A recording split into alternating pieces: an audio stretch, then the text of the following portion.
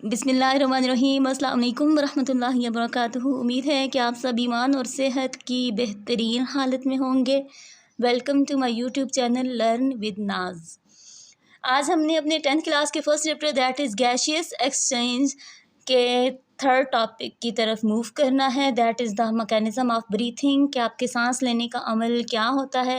तो हमने ब्रीथिंग की डेफिनेशन अपने फर्स्ट लेक्चर के अंदर डिस्कस की थी कि वो अमल जिसमें आपकी फ़िज़िकल मूवमेंट होती है बॉडी की, उसको आप क्या नाम देते हैं, ब्रीथिंग का, जिसमें गैशियस एक्सचेंज होती है। फ़िज़िकल मूवमेंट क्यों है? क्योंकि ये सारा काम लंग्स का हो रहा है। लंग्स सिकुड़ेंगे, फैलेंगे, तो उसमें से आपकी कार्बन डाइऑक्साइड आउट होगी, इन होगी रिस्पेक्टिवली ऑक्सीजन। तो इस पूरे प्रोसेस को आप क्या नाम देते हैं? ब्रीथिंग का। ब्रीथिंग की डेफिनेशन आप यहाँ से भी कर सकते हैं, और ब्रीथिंग की डेफिनेशन जो आपने फर्स्ट टॉपिक के अंदर की थी, फर्स्ट लेक्चर में, वहाँ से भी कर सकते हैं। ठीक है, आगे आप कहेंगे देयर आर 2 फेजेस या 2 stages of breathing. Number 1 inhalation और सेकंड 1 एक्सहलेशन। इंस्पायरेशन और इनहेलेशन एक ही चीज़ के दो नाम हैं। हेल का मतलब होता है सांस लेना, इन का मतलब होता है एंटर होना। ठीक है, इन जहाँ पे भी आएगा उसका क्या मतलब होता है? एंटर होना। तो यहाँ पे कौन सी गैस एंटर हो रही है? ऑब्वियसली ऑक्सीजन हो रही है। तो taking in oxygen is called inspiration और इनहेलेशन। तो इसमें अब आपने बताना है कि किस तरह से आप देखें कब आपकी गैस जो होगी वो आपके लंग्स के अंदर मूव होगी। जब आपके लंग्स खुले होंगे, मतलब इतनी स्पेस होगी उनके अंदर कि वो एक्सपैंड कर जाए और उसके अंदर ज़्यादा से ज़्यादा ऑक्सीजन आ सके। ठीक है, तो इसमें फिर आपने जो पढ़े थे ना, पीछे स्ट्रक्चर्स पढ़ी थी, इसमें आपने रिब मसल पढ़े थे, डायाफ्राम पढ़ा था और लंग्स, इन तीनों चीज़ों की मूवमेंट आपने बतानी है। ठीक है, तो हम स्टार्ट करते हैं। During inspiration rib muscle contract and ribs are raised, कि जो आपके रिब्स होते हैं वो क्या होते हैं? ओपन हो जाते हैं। रिब मसल कॉन्ट्रैक्ट करते हैं, ठीक है, वो सिकुड़ते हैं आपके जो रिब मसल्स होते हैं, और आपके रिब्स थोड़े से ऊपर की तरफ उठ जाते हैं। At the same time the dome शेयर diaphragm contract and it is lower. ये जो आपका डायाफ्राम है ना, ये कॉन्ट्रैक्ट करता है और ये बिल्कुल सीधा हो जाता है, ऐसे नीचे की तरफ हो जाता है। ठीक है, तो ऑब्वियसली ये जो आपके लंग्स हैं वो नीचे की तरफ मूव करेंगे और क्या हो जाएंगे? खुले हो जाएंगे। This movement increase the area of thoracic cavity which reduces the pressure on length. जब ये डायाफ्राम नीचे होता है, रिब मसल कॉन्ट्रैक्ट होते हैं, रिब मसल इधर से आगे होंगे, ये नीचे होगा, तो क्या होता है कि आपकी जो थ्रेसिक कैविटी, आपका जो सीना है वो चौड़ा हो जाता है। ठीक है, उसके अंदर आपके जो लंग्स होते हैं एक्सपैंड कर जाते हैं। आगे क्या होता है? As a result the lungs expand and the air pressure with them also decrease. के जब ये एक्सपैंड होते हैं तो इसके अंदर क्या होता है, जो इसकी स्पेस ज़्यादा हो जाती है, तो एयर प्रेशर इनके अंदर डिक्रीज़ हो जाता है, मतलब इनके अंदर स्पेस ज़्यादा हो जाती है। जो पहले एयर मौजूद थी वो थोड़ी सी जगह घेरती है, तो इनकी स्पेस या सरफेस एरिया क्या हो जाता है? इंक्रीज़ हो जाता है। एंड द एयर फ्रॉम, अब क्या होता है, अंदर जगह बन गई है बाहर से एयर आने के लिए। ठीक है, तो अब क्या होगा कि air from outside rushes, rushes का मतलब तेज़ी से दाखिल होती है into the lungs and equalize the pressure on both side, के यहाँ पे भी दोनों साइड पे आपकी जो एयर थी, ऑक्सीजन थी, वो अंदर आती है। ठीक है, और दोनों साइड पे जो प्रेशर होता है एयर का, वो क्या हो जाता है? इक्वल हो जाता है। अब आपने जो एक्सपायरेशन है इसके ऑपोजिट है, जिसमें आप कार्बन डाइऑक्साइड आउट करते हैं, क्योंकि एक्सपायरेशन और एक्सहेलेशन एक ही चीज़ के दो नाम है। एक्स का मतलब होता है आउट होना, ठीक है, और एक्स जहाँ भी आ जाए, जहाँ पे फिर क्या होगा? Taking out carbon. तो इसमें आपने ना ये याद कर लेंगे तो ये उसकी अपोजिट हो जाएगा। जितनी मूवमेंट्स यहाँ पे आपने पढ़ी है ना, वो इसके अपोजिट हो जाएंगी। आप बोलेंगे after the gaseous exchange in lung the impure air, impure कौन सी थी? कार्बन डाइऑक्साइड वाली।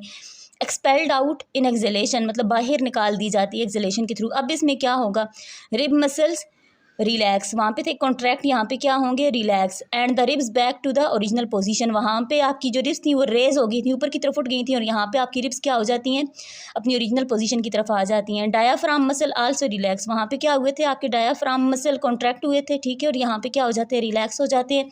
And it gets is raise dome shape, फिर ये इस पोजीशन में आ जाते हैं। डूम शेप मतलब गुंबद की शेप में आपका डायाफ्राम आ जाता है।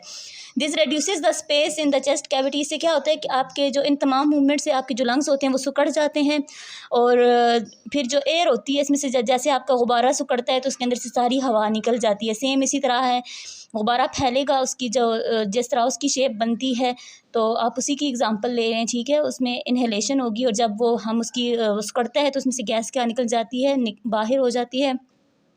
The lungs contract and the air expelled out of them. ठीक है, तो यहाँ पे आपने ये करना है, साथ इसके आप करेंगे इसकी डायग्राम। यहाँ पे स्टेप्स ऑफ इनहेलेशन, ठीक है, सांस लेने का जो अमल है ऑक्सीजन के इन होने का, इसमें क्या है कि आपके रिब्स क्या होते हैं, रेज होते हैं, ठीक है। डायाफ्राम मूव्स डाउन, नीचे की तरफ मूव करता है, तो फिर ये आपके जो मसल्स आपके लंग्स होते हैं उनको स्पेस ज़्यादा मिल जाती है, ठीक है। ये यहाँ तक आ जाता है और आपके लंग्स भी नीचे फैल जाते हैं। फिर यहाँ से लंग्स एक्सपैंड होते हैं और बाहर से अंदर की तरफ मूव करती है। इसी तरह इसके अपोजिट हो जाता है एक्सहेलेशन में। एक्सहेलेशन में क्या होता है कि diaphragm moves up, rib muscles lowered, ठीक है, और लंग्स क्या करते हैं, कॉन्ट्रैक्ट करते हैं, और एयर क्या हो जाती है, मूव आउट, मतलब कार्बन डाइऑक्साइड। तो ये डायग्राम आपकी मस्ट होती है। उसके साथ ये आपका टेबल है comparison between the inspired and expired air. Inspired का मतलब है कि जो आप सांस लेने के दौरान हवा अंदर लेके जाते हैं उसमें कौन सी गैस की कितनी अमाउंट होती है, और जो आप एयर एक्सपायर करते हैं, बाहर निकालते हैं, उसमें से कौन सी गैस की कितनी क्वांटिटी या कितनी परसेंटेज होती है। तो यहाँ पे ये लाजमी आपने याद करना है। वो शॉर्ट क्वेश्चन में कोई सी दो गैसेस का पूछ सकता है, या लॉन्ग क्वेश्चन में पूरे का पूरा टेबल दे सकता है। तो इसमें आपने name of gas that is amount of oxygen, जब आप सांस लेते हैं तो 21% आती है, और जब आप एक्सपायर करते हैं तो 16% आपकी बॉडी से बाहर जाती है। इसी तरह अमाउंट ऑफ कार्बन डाइऑक्साइड है, फिर अमाउंट ऑफ नाइट्रोजन है, आगे अमाउंट ऑफ वाटर वेपर। ये वेरिएबल होते हैं, मतलब जब आपकी इंस्पायर एयर होती है तो ये आपके मतलब कुछ ना कुछ इनकी अमाउंट जो होती है वो डिफरेंट होती है, ठीक है। और सैचुरेटेड के मतलब ये बहुत कम अमाउंट में आपकी बॉडी से बाहर जाते हैं। इसके बाद है सैचुरेशन मीन्स कि ज़्यादा अमाउंट में सॉरी आपकी बॉडी से बाहर जाते हैं। अमाउंट ऑफ डस्ट पार्टिकल ये वेरिएबल है, ठीक है, जब बॉडी के अंदर आता है तो जब बाहर जाती है एक्सपायर होती है तो इसमें क्या है, ऑलमोस्ट ना होने के बराबर।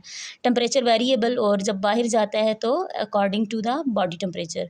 तो ये आपने दो चीज़ें उस टॉपिक के साथ करनी है। यहाँ तक आपका वो टॉपिक मुकम्मल होगा अलॉन्ग विद डायग्राम और कंपैरिजन का टेबल। आगे आपका नया टॉपिक शुरू होता है। यहाँ पे अब आपको बताता है कि आपका ब्रीथिंग सिस्टम रेस्ट पे कितना होता है, ब्रीथिंग रेट, और जब आप करते हैं एक्सरसाइज उसमें आपका सांस क्यों फूल जाता है, और उसमें आपका जो ब्रीथिंग रेट है वो कितना होता है। तो यहाँ पे आपका शॉर्ट क्वेश्चन बनता है, how does breathing system work, कि आपका ब्रीथिंग सिस्टम किस तरह से वर्क करता है, कौन सी चीज़ है जो उसको कार्बन डाइऑक्साइड को आउट होने में या ऑक्सीजन को इन होने में मदद देती है। तो आप बोलेंगे human breathes 16 to 20 time per minute in normal circumstances that is at rest. जब आप रेस्ट में होते हैं तो आप के सांस लेने की जो मिकदार होती है वो 1 मिनट में 16 से 20 बार होती है, ठीक है।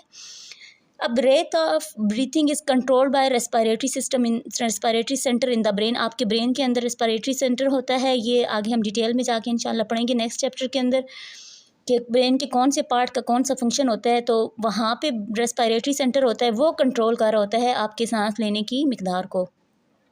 The respiratory center is sensitive to the concentration of carbon dioxide in blood. वो किस पे वर्क करता है, वो कार्बन डाइऑक्साइड की कंसनट्रेशन पे वर्क करता है। जब कार्बन डाइऑक्साइड की कंसनट्रेशन ज़्यादा होती है आपके ब्लड के अंदर ऑक्सीजन के मुकाबले में, तो फिर वो अलार्मिंग सिचुएशन होती है। फिर आपकी बॉडी जो होती है न्यूरॉन्स के थ्रू आपके उस रेस्पिरेटरी सेंटर की तरफ जो ब्रेन के अंदर मौजूद है वहाँ मैसेज भेजती है। फिर वो दोबारा से वहाँ से वो मैसेज लेके दोबारा वापस आता है लंग्स की तरफ कि अब तुम एक्सपैंड करो और ऑक्सीजन को अंदर आने दो और कार्बन डाइऑक्साइड को बाहर जाने दो, ठीक है। तो इस तरह से सारा वर्क होता है। यहाँ तक आपका शॉर्ट क्वेश्चन हो जाएगा।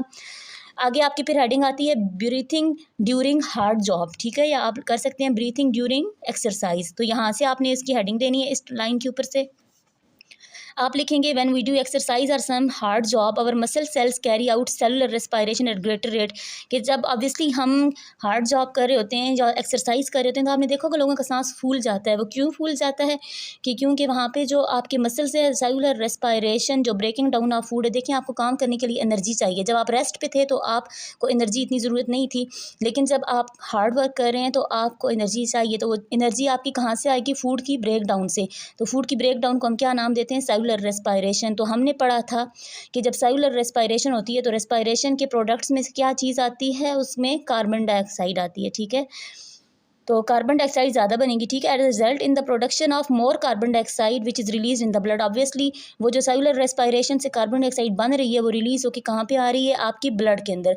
The greater than normal concentration of carbon dioxide stimulate the respiratory centre of brain. के जब आपके ब्लड के अंदर कार्बन डाइऑक्साइड की जो कंसनट्रेशन है, जो मिकदार है, वो एक नॉर्मल अमाउंट से ज़्यादा हो जाती है, तो फिर ये आपके ब्रेन की तरफ मैसेज भेजता है कि अब कार्बन डाइऑक्साइड ज़्यादा हो रही है तो ये बॉडी के लिए ख़तरा है, तुम ऑक्सीजन को अंदर आने की इजाज़त दो। Respiratory center send message to the rib muscle and diaphragm to increase the rate of breathing so that the excess carbon dioxide present in blood can be move out by the body, out of the body. फिर क्या होता है कि आपका जो respiratory centre है वो आपकी रिब मसल्स की तरफ और डायाफ्राम की तरफ मैसेज करता है कि तुम जल्दी जल्दी से कॉन्ट्रैक्ट और रिलैक्स करो ताकि कार्बन डाइऑक्साइड जल्दी से आपकी बॉडी से बाहर जाए और ऑक्सीजन जल्दी से अंदर आए, ठीक है। तो उस टाइम पे जब आप एक्सरसाइज कर रहे होते हैं तो आपने देखा होगा सांस तेज़ तेज़ ले रहा होता है बंदा, क्योंकि उस टाइम पे आपके जो मसल्स की कॉन्ट्रैक्शन और रिलैक्सेशन है, आपके लंग्स की जो इंस्पायरेशन एक्सहेलेशन का जो प्रोसेस है वो नॉर्मल अमाउंट से ज़्यादा होता है। तब हमारा सांस लेने का जो अमल होता है वो 30 to 40 टाइम पर मिनट होता है, ठीक है, जब आप हार्ड जॉब कर रहे होते हैं। तो ये आपका इसके अंदर, इस हेडिंग के अंदर सारी चीज़ें आ जाएंगी। अच्छा, यहाँ पे ब्लू बॉक्स में बता रहा है the breathing movement are involuntary to large extent. अच्छा, दो तरह के आपके एक्शन होते हैं, एक होते हैं वॉलेंट्री, एक और इनवॉलेंट्री। वॉलेंट्री एक्शन वो होते हैं जो हमारे अपने इख्तियार में होते हैं, ठीक है, हम अपनी मर्ज़ी से उसको चेंज कर सकते हैं।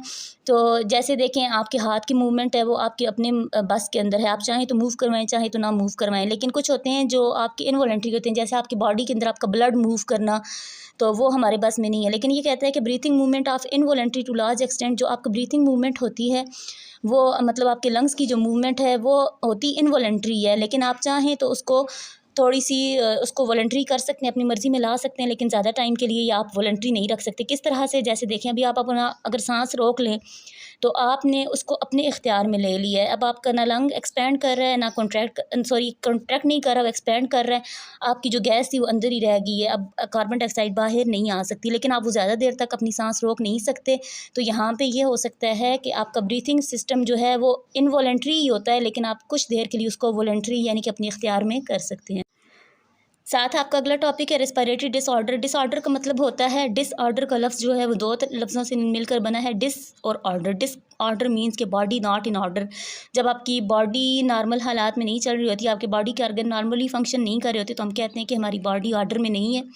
तो तमाम वो बीमारियाँ या तमाम वो जो डिजीज़ जो आपके रेस्पिरेटरी ट्रैक्ट से रिलेटेड होती हैं, आपके रेस्पिरेटरी सिस्टम से रिलेटेड होती हैं, उसको हम नाम देते हैं रेस्पिरेटरी डिसऑर्डर। आप बोलेंगे there are number of respiratory disorder which affect people.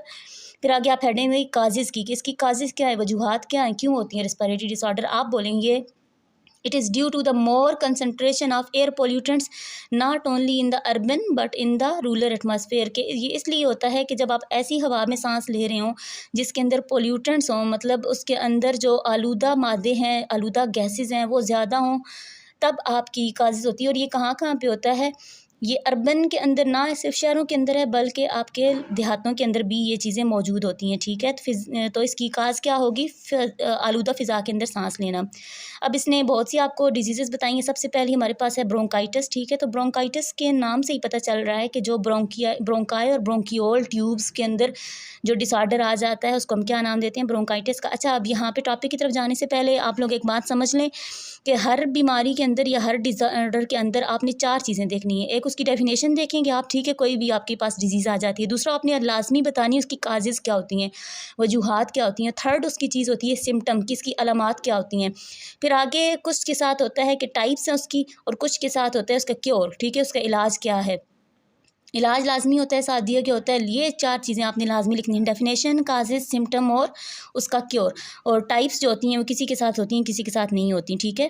अच्छा, सबसे पहले हम लिखेंगे, यहाँ पे मैंने नंबरिंग कर दी है। नंबर 1 पे क्या आ रहा है, डेफिनेशन, तो आप हेडिंग देंगे कि bronchitis is the inflammation of bronchi और bronchioles. It results in the excessive secretion of mucus to tube leading to the swelling of tubal wall and narrowing of tube. अच्छा, इसमें क्या है, होता क्यों है कि जब आपकी ब्रोंकाई या ब्रोंक्यूल्स जो ट्यूब्स थी, ठीक है, वो जब इन्फ्लेम हो जाती हैं, मतलब सूज जाती हैं, तो ये उस कंडीशन के कहते हैं। वो सूजती कैसे हैं कि जब आपके जो म्यूकस होता है, जो बलगम होती है, वो ज़्यादा से ज़्यादा आपकी ट्यूब्स के अंदर ही, इन दोनों के अंदर जमा रहे, तो इससे आपकी जो होती है, आपकी उस ट्यूब्स की जो वाल होती हैं वो स्वेल कर जाती हैं, और आपकी ट्यूब्स अंदर से बंद हो जाती हैं और नैरो हो जाती हैं, मतलब वहाँ से फिर एयर ईज़िली पास नहीं हो सकती।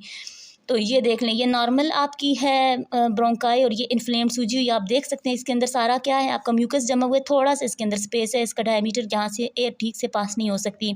आगे आप हेडिंग देंगे काजेज़ की, तो आप बोलेंगे कि किस वजह से ये काज होता है। ये दूसरी हेडिंग है, नंबर 2, यहाँ पे आप हेडिंग दे लें causes. It is caused by virus, bacteria और एक्सपोयर टू केमिकल इरिटेंट्स। जैसे ये या बैक्टीरिया की वजह से होता है, या वायरस की वजह से, या एक्सपोयर जब आपका हो जाए केमिकल इरिटेंट्स, मतलब कोई आपके केमिकल पोल्यूटेंट्स के सामने आप आ जाएं, आपकी सांस की नाली में वो पोल्यूटेंट्स चले जाएं, जैसे आपका टोबैको स्मोक है, उनसे आपका सामना हो जाए, तो आपको ये डिजीज़ होती है। आगे आप इसकी हेडिंग देंगे नंबर 3 टाइप्स की, तो आप फिर लिखेंगे there are 2 major types of bronchitis, acute and chronic. फिर आप आएंगे हेडिंग ए, ठीक है, एक्यूट ब्रोंकाइटिस। आप उसमें लिखेंगे एक्यूट ब्रोंकाइटिस कौन सी होती है, जो शदीद किस्म की होती है। तो आप इसमें बोलेंगे it usually last about 2 weeks and patient recover with no permanent damage to the bronchi और ब्रोंक्यूल्स। यहाँ पे लास्ट का मतलब है कि रहती है, ठीक है, तो ये 2 हफ्ते के लिए रहती है और जो पेशेंट होता है वो रिकवर हो जाता है और इसका इतना डैमेज नहीं होता ब्रोंकाई और ब्रोंक्यूल्स का। यहाँ तक आप इसमें लिखेंगे। नंबर 2 नंबर बी पे आप हेडिंग देंगे क्रॉनिक ब्रोंकाइटिस। क्रॉनिक का मतलब होता है दायमी, ठीक है ना, मतलब हमेशा रहने वाली या लंबे अरसे तक रहने वाली। The bronchi develop chronic inflammation, it usually last for 3 months to 2 years, ठीक है। इसमें आपके ब्रोंकाई के अंदर क्रॉनिक इन्फ्लेमेशन हो जाती है, शदीद किस्म की सूजन हो जाती है और ये आपका जो बीमारी है, ये जो ब्रोंकाइटिस की टाइप है वो कितना रहती है, 3 महीनों से लेके 2 साल तक रहती है। आगे आप हेडिंग देंगे सिम्टम की। नंबर 4 पे कौन सी हेडिंग आएगी, सिम्टम्स। इसका क्या मतलब होता है, अलामात। कि अलामात क्या होती हैं, कैसे आप किसी मरीज़ को देख के बता सकते हैं कि अच्छा इस बंदे के अंदर ये निशानियां हैं तो इसको ये बीमारी होगी। तो इसकी ब्रोंकाइटिस की होती है नंबर 1। आप इसको ना लाइन में लिखेंगे। ऊपर आप हेडिंग देंगे सिम्टम ऑफ ब्रोंकाइटिस इंक्लूड। नीचे फिर आप निचली लाइन पे लिखेंगे नंबर 1 कफ, निचली फिर उससे निचली लाइन पे लिखेंगे number 2 mild wheezing. Mild wheezing क्या होती है, हल्की सी गरगराहट, मतलब उसकी सांस में ना ऐसी सीटी की सी आवाज़ होती है। Number 3 fever. फीवर क्या होता है, बुखार। नंबर 4 चिल, सर्दी लगती है। नंबर 5 शॉर्टनेस ऑफ ब्रेथ, के उसका सांस क्या हो जाता है, फूल जाता है, स्पेशली जब वो हार्ड जॉब कर रहा होता है। तो यहाँ तक आपका ब्रोंकाइटिस, उसकी डेफिनेशन, उसकी काजेज, उसकी टाइप्स और उसकी सिम्टम्स। आगे देखें, ये आपको कहता है the majority of people diagnosed with chronic bronchitis are 45 years of age और ओल्डर। के डायग्नोज का मतलब होता है तशखीस होना, कि जितने लोगों के अंदर ब्रोंकाइटिस, क्रॉनिक ब्रोंकाइटिस की तशखीस की जाती है ना, उन लोगों की एज या तो 45 होती है या उससे वो ज़्यादा एज के होते हैं। तो इन लोगों के अंदर, इस एज के लोगों के अंदर ये ज़्यादा होती है। उसके बाद आपका यहाँ पे टेस्ट है कि right a note on the mechanism of breathing. इसमें आप इंस्पायरेशन, एक्सहेलेशन और साथ उसकी डायग्राम। फिर आगे right a note on the types of bronchitis, के ब्रोंकाइटिस की टाइप पे आपने क्या लिखना है, नोट लिखना है। फिर आगे draw table showing the comparison of inhaled and exhaled air, जो आपका टेबल था वो। तो उम्मीद है कि आपको आज का टॉपिक समझ आया होगा। कल इंशाल्लाह नए डिसऑर्डर के साथ हम नया लेक्चर शुरू करेंगे। तो तब तक के लिए अपना और अपने चाहने वालों का बहुत सा ख्याल रखिएगा, मुझे अपनी दुआओं में याद रखिएगा और मेरे इस चैनल लर्न विद नाज को सब्सक्राइब कीजिएगा और अपने दोस्तों के साथ ज़रूर शेयर कीजिएगा। अल्लाह हाफिज़।